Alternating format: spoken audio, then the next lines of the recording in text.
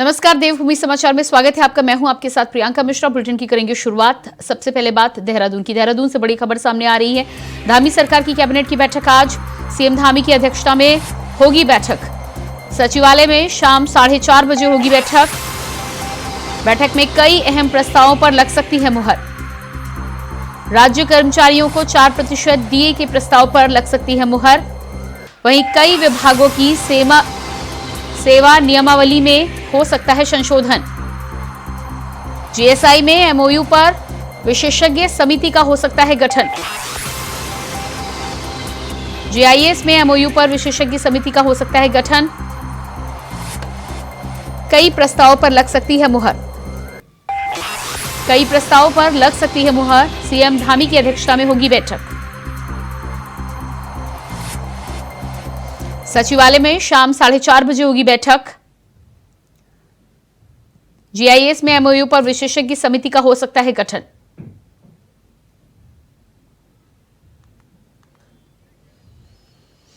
और इसी खबर पर हमारे साथ देहरादून से संवाददाता अभय कैतुरा लाइव जुड़ चुके हैं। जी अभय, जिस तरह से आज धामी कैबिनेट की बैठक होनी है, 4:30 बजे सचिवालय में इसका समय है, क्या कुछ खास होने वाला है? किन प्रस्तावों पर मुहर लग सकती है?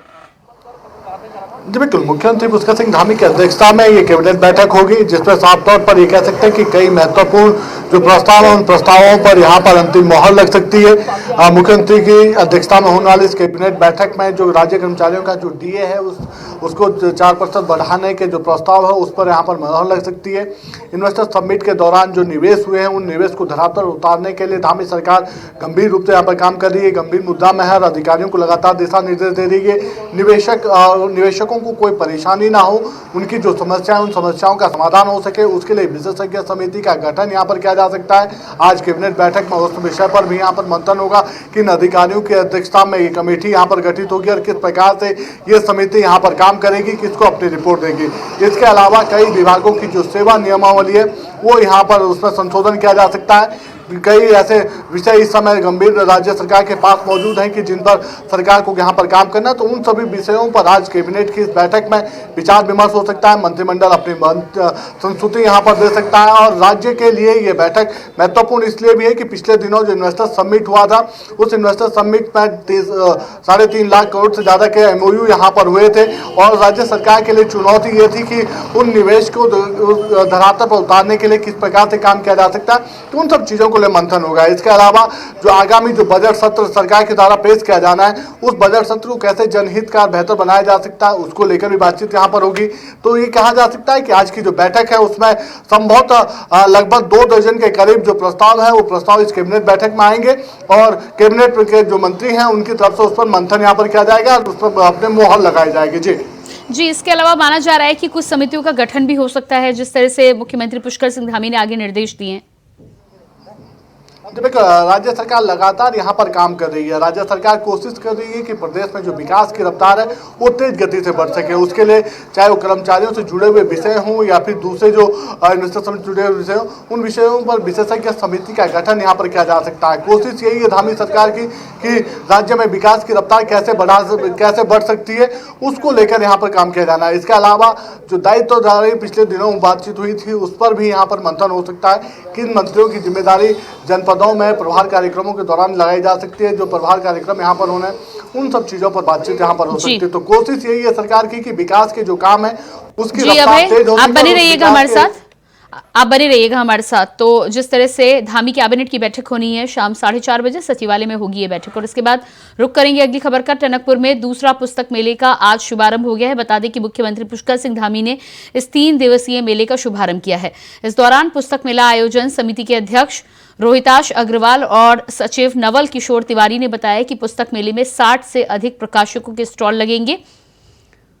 पुस्तक मेले का शुभारंभ किया जा चुका है। ड्रग्स फ्री देवभूमि, ड्रग्स फ्री देवभूमि का हमने संकल्प लिया है और राज्य सरकार इस दिशा में तेजी से आगे बढ़ रही है। लेकिन राज्य सरकार के साथ साथ हम सब लोगों को भी आगे बढ़ना होगा। हम लोगों को भी अपने अंदर जागरूकता लानी होगी। हर एक व्यक्ति को जागरूक करता होगा।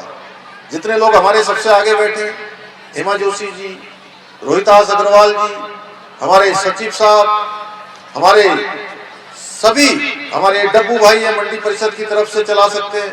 उधर हमारे रामू जोशी जी बैठे हैं खटीमा से, ये देखिए सोनू जी बैठे हैं, दीपक पाठक जी हैं, सारे लोग हमारे बोरा जी समेत जो बिल्कुल सामाजिक क्षेत्र में काम करने वाले हैं। हमारे खीमानंद भट्ट जी जो अभी भी अमोड़ी से मोटरसाइकिल से वहां चकरपुर तक पहुंचते हैं, एक बार इनके ताली बजाइए। देखिए इन्होंने जीवन में संयम, नियम, आचार व्यवहार को अपनाया, इसलिए आज इतनी आयु होने के बाद आज स्वस्थ नौजवानों से ज्यादा काम करते हैं।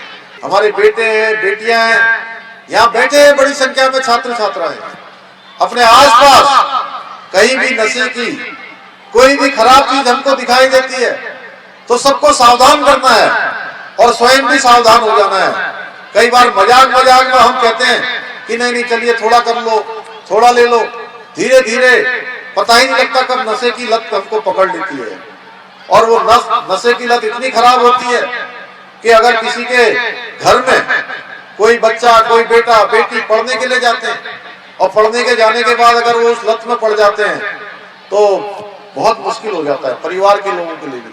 जो माता पिता अपने बेटे बेटी को कहीं ऊपर देखना चाहते हैं, वो देखना चाहते हैं किसी योग्य स्थान पर हमारा घर का बेटा है बेटी पहुंचे, वो वहां तो नहीं पहुंचता है। नशे की लत के कारण से ऐसी स्थिति में पहुंच जाता है कि पूरा घर, पूरा परिवार, आसपास का परिवेश सारा का सारा समाप्त हो जाता है। पिछले दिनों हमने आदरणीय प्रधानमंत्री जी के नेतृत्व में देश के अंदर आजादी का अमृत महोत्सव मनाया और अमृत महोत्सव का एक आयाम ये भी है कि हमारी जो आजादी की लड़ाई है, आजादी की लड़ाई में किस प्रकार उस समय के उन महान स्वतंत्रता संग्राम सेनानियों ने अपना योगदान दिया था, अपने जीवन को लगाया था, अपने को खपाया था, तब जाकर हमको ये आजादी मिली थी। बहुत सारे ऐसे बेनाम जिनके नाम नहीं आ पाए, उन्होंने भी आजादी की लड़ाई में अपना योगदान दिया था। उन सबको भी नई पीढ़ी के सामने लाने का काम, नए भारत के सामने लाने का काम हमारे प्रधानमंत्री जी ने किया था और नई पीढ़ी के समक्ष उनको प्रस्तुत करने का हेतु ये था कि हमारी जो आने वाली पीढ़ी है उन सभी महापुरुषों के बारे में ठीक प्रकार से उनको पता लग सके, ठीक प्रकार से उनके जीवन चरित्र से, उनके जीवन से प्रेरणा लेकर समाज के क्षेत्र में और आगे के क्षेत्र में काम करें। और इसके बाद बात करेंगे अगली खबर की। धोखाधड़ी और जालसाजी के आरोप में उद्योगपति सुधीर विंडलास को सीबीआई ने उनके 3 साथियों समेत गिरफ्तार किया है। विंडलास पर राजपुर में बेशकीमती जमीनों का धोखाधड़ी कर एक अन्य कारोबारी को बेचने का आरोप है। इस साल की शुरुआत में सरकार की संस्तुति पर सीबीआई ने विंडलास समेत 20 लोगों के खिलाफ 4 मुकदमे दर्ज किए थे, जिसके बाद बृहस्पतिवार को उनके ठिकानों से उनकी गिरफ्तारी की गई।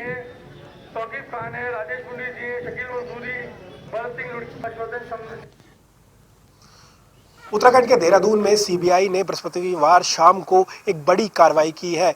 सुधीर विडलस जो उद्योगपति है और उसके 3 साथियों को सीबीआई ने गिरफ्तार किया है, जिसके बाद जो आज ये माना जा रहा है कि उन्हें स्पेशल कोर्ट में पेश किया जाएगा। वहीं अगर उद्योगपति सुधीर विडलस की बात की जाए तो इस पर 2018 में एक मुकदमा दर्ज हुआ था धोखाधड़ी को लेकर। वहीं अगर 2022 में बात की जाए तो 2 मुकदमे दर्ज हुए थे धोखाधड़ी और चालसाजी को लेकर। वहीं अगर बात की जाए तो पीड़ित पक्ष लोकल पुलिस की जो कार्रवाई थी उससे नाखुश था और राज्य सरकार से उन्होंने मांग की थी कि इसकी जो जांच है सीबीआई को दी जाए, और जिसके बाद राज्य सरकार ने जो संस्तुति है वो सीबीआई को दी थी और सीबीआई ने उस संस्तुति का संज्ञान लेते हुए 2023 की जनवरी में यह जो 4 मुकदमे हैं वो सुधीर विडलस और उसके जो 20 परिजन हैं या उसके साथी हैं उनको दी थी, जिसके बाद जो जांच है वो चल रही थी। और कल बृहस्पतिवार को उसके ठिकानों पर सीबीआई ने रेड मारी और सुधीर विडलस को वहां से गिरफ्तार करके और साथ साथ उसके 3 साथियों को गिरफ्तार कर लिया गया है। और उन पर जितनी भी राजपुर रोड पे ये आरोप लगे थे कि राजपुर रोड पे उनकी कई जमीनें उन्होंने धोखाधड़ी से प्राप्त की है और साथ साथ लोगों को ठगने का काम किया है, जिसके बाद ये साफ हो गया है जो राज्य सरकार है वो जीरो टॉलरेंस की सरकार लगातार कार्य कर रही है और ऐसे चाल जहाजों और धोखाधड़ी करने वाले लोगों पर की कमर तोड़ने की काम कर रही है। अब देखना होगा कि ये जांच का दायरा कहां तक पहुंचेगा। और इसी खबर पर देहरादून से हमारे साथ संवाददाता अभय कैथुरा लाइव बने हुए हैं। जी अभय, जिस तरह से कारोबारी विडलास की गिरफ्तारी की गई है और उस पर आगे की कार्रवाई जारी है। क्या कुछ निकलकर सामने आ सकता है और आगे ये कार्रवाई कहां तक पहुंच सकती है? जी बिल्कुल, अब ये कह सकते हैं कि जो सीबीआई की कार्रवाई थी उस कार्रवाई का अंतिम चरण इस समय चल रहा है, क्योंकि जो मुख्य आरोपी थे, जो उद्योगपति सुधीर विलास थे, जो मुख्य आरोपी थे, उनको सीबीआई ने कल देर शाम ये कह सकते हैं कि उनके 2 सहयोगियों के साथ यहाँ पर गिरफ्तार कर लिया है। उन्हें सीबीआई की विशेष अदालत में यहाँ पर पेश किया जाने की कार्रवाई इस समय चल रही है और उसके बाद सीबीआई की तरफ से उनसे उनकी रिमांड यहाँ पर ली जाएगी, उनसे बातचीत की जाएगी, उनसे पूछताछ की जाएगी और कोशिश की जाएगी कि जो धोखाधड़ी या जमीनों के फर्जीवाड़े के आरोप उनके ऊपर लग रहे उनके साक्ष्य यहाँ पर जुटाए जा सके, क्योंकि पूर्व में जो शिकायतें उनके खिलाफ यहाँ पर हुई थी उसी पर उनके खिलाफ बड़ी कार्रवाई हुई थी। वो पिछले लंबे समय से यहाँ पर फरार चल रहे थे। इससे पूर्व में सीबीआई की तरफ से उनके बेटे और उनकी पत्नी को भी गिरफ्तार किया जा चुका था, लेकिन जो उद्योगपति सुधीर विलास है वो लगातार यहाँ पर फरार चल रहे थे। सीबीआई की तरफ से उनके ठिकानों पर लगातार दबिश दी जा रही थी और अब उसमें बड़ी सफलता यहाँ पर मिल पाई है। उनको सीबीआई की तरफ से गिरफ्तार कर लिया गया। सीबीआई की तरफ से अब उनको जेल भेजने के साथ साथ जो आरोप उनके ऊपर लगे उनके भी साक्ष्य जुटाने का काम होगा। तो ये समझा जा सकता है कि उत्तराखंड में किसी भी प्रकार से इस समय जो जमीनों के फर्जीवाड़े या दूसरे भ्रष्टाचारों में जो लिप्त है, जिनके मामले सीबीआई में चल रहे हैं, उनकी लगातार धरपकड़ यहाँ पर चल रही है और जो आरोपी है उनको गिरफ्तार करने का काम यहाँ पर किया जा रहा है। जी बिल्कुल, तो जिस तरह से लगातार धरपकड़ चल रही है और गिरफ्तारी का काम, इस पूरे मामले में क्या पुलिस को और भी कोई जानकारी मिली है? 4 आरोपियों को जो गिरफ्तार किया गया है, क्या इनके अलावा भी अन्य लोगों के इसमें शामिल होने की आशंका है? हर उस कड़ी को मिलाने का काम सीबीआई की तरफ से यहाँ पर किया जाएगा।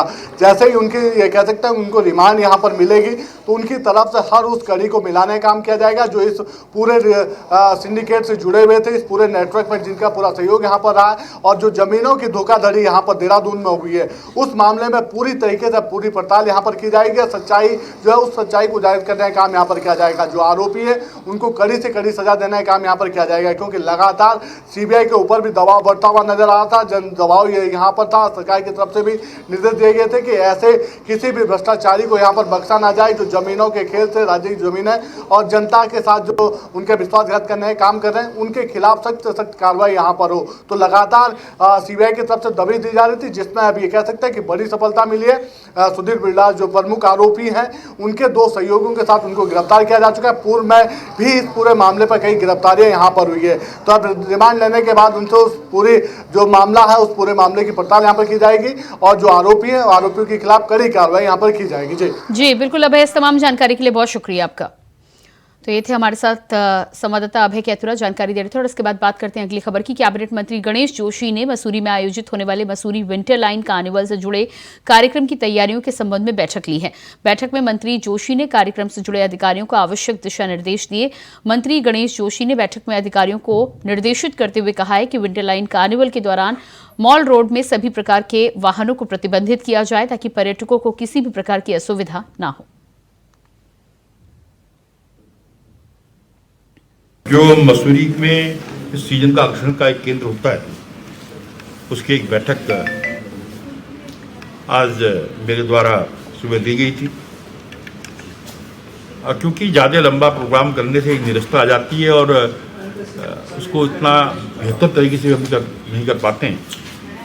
इस बार हमने 27, 28, 29, 30 4 दिन उसके लिए तय किए हैं और हमने कोशिश की है कि जो हमारी लोकल संस्कृति है, हमारे लोकल कलाकार हैं, उनको ज़्यादा से ज़्यादा मौका दिया जाए। क्योंकि मैं जब बाहर प्रदेशों में जाता हूँ मैं देखता हूँ कि वहाँ बम्बई या दिल्ली से किसी को न बुलाकर वो अपने स्थानीय कल्चर को प्रमोट करते हैं। तो हमने इस बार इसको एश्योर किया है। नए वित्तीय वर्ष 2024-25 के बजट के लिए प्रदेश सरकार ने तैयारियां शुरू कर दी हैं। बजट को जनता के अनुरूप बनाने के लिए सरकार ने बजट पर आम लोगों से सुझाव मांगे हैं। 10 जनवरी 2024 तक कोई भी व्यक्ति बजट पर अपने सुझाव वेबसाइट, ईमेल, व्हाट्सएप के माध्यम से सरकार को भेज सकता है, जिसकी बीजेपी के प्रदेश अध्यक्ष महेंद्र भट्ट ने स्वागत किया है। उनका कहना है कि बीजेपी सरकार में ही ये संभव हो पाया है कि बजट प्रदेश की जनता के अनुसार बने।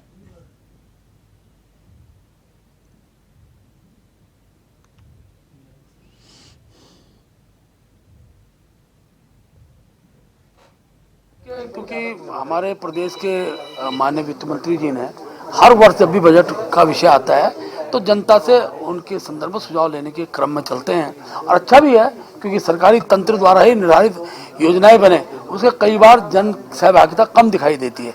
लेकिन ये बड़ा विषय है कि उत्तराखंड में हो चाहे केंद्र में भी, अब भारतीय जनता पार्टी जनता के सुझावों को अपने बजट में समाहित करती है और उन सुझाव के आधार पर आगे उत्तराखंड का बजट बनेगा।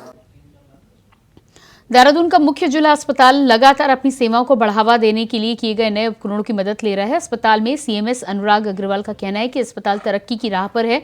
कुछ सालों में ही अस्पताल सुधर कर सुपर स्पेशलिस्ट अस्पताल बन जाएगा। अभी कुछ ऐसे डॉक्टरों की कमी जरूर है जो स्पेशलिस्ट है, लेकिन जल्द ही इस कमी को पूरा कर लिया जाएगा।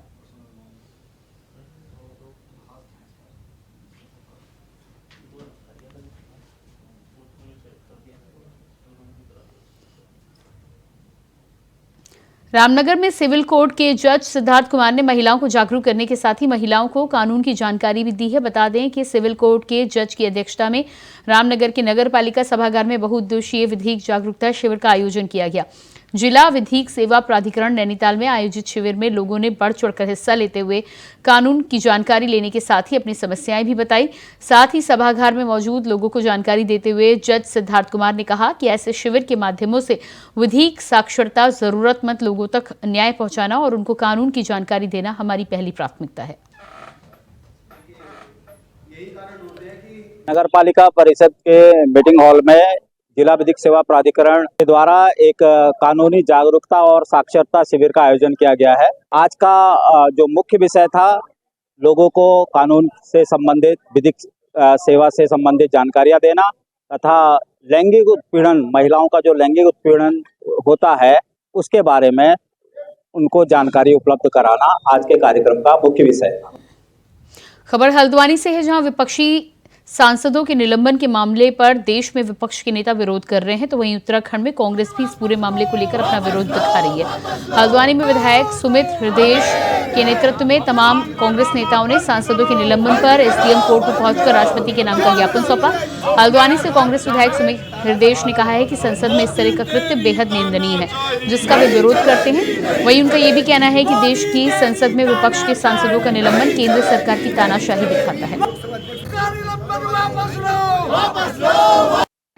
जो ये मोदी फांसीवाद सरकार केंद्र में विराजमान है, लोकतंत्र के जितने स्तंभ में धीरे धीरे इन्होंने ध्वस्त कर दिया और सुरक्षा की इतनी बड़ी जो चूक हुई, उस पर जब आवाज उठाई जाती है, गृह मंत्री से प्रश्न पूछने का प्रयास करा जाता है, तो सांसदों को निलंबित कर दिया जाता है। आखिरकार वो युवा जो वेल में कूदे, उन्होंने जो टीयर गैस निकाली, अगर वो टीयर गैस की जगह कोई बम होता या सारिन गैस होती तो क्या होता?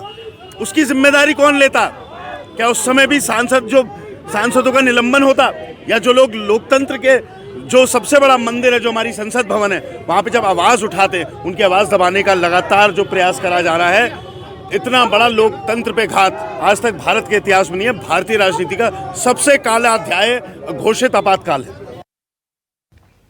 उत्तराखंड में गंगा गौमुख से लेकर हरिद्वार तक सैलानियों के लिए तीर्थ स्थल कम से कम नहीं है। ऐसे में गंगा के पूर्ण दर्शन हो सके और सैलानी गंगा और गंगा के आसपास आकर्षक जगह का लुत्फ उठा सकें, उसके लिए गढ़वाल मंडल विकास निगम ने खास प्लान तैयार किया है। गढ़वाल मंडल विकास निगम के एमडी विनोद गिरी गोस्वामी की माने तो होली गंगा के नाम से एक कॉपी टेबल बुक विभाग की तरफ से तैयार की गई है, जो लोग गंगा को लेकर पूरी जानकारी प्रदान करेगी। गौमुख से लेकर हरिद्वार तक यात्री और सैलानी कहां पर गंगा के दर्शन कर सकते हैं, गंगा के आसपास कौन सी ऐसी जगह हैं जहां पर जा सकते हैं, उन सभी चीजों की जानकारी इस बुक के माध्यम से लोगों को मिलेगी।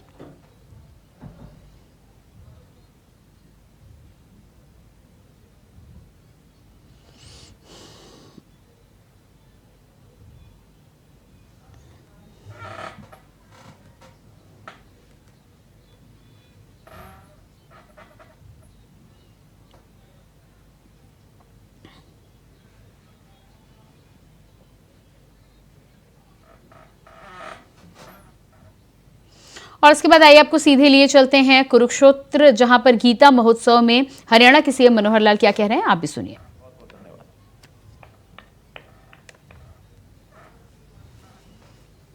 बहुत बहुत आभार माननीय मुख्यमंत्री हरियाणा श्री मनोहर लाल जी का।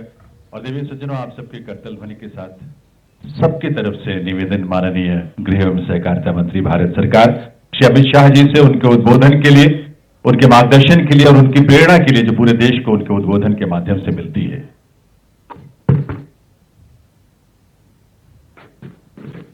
मेरे साथ बोलिए, भारत माता की। मंच पर उपस्थित हरियाणा के लोकप्रिय मुख्यमंत्री श्रीमान मनोहर लाल जी,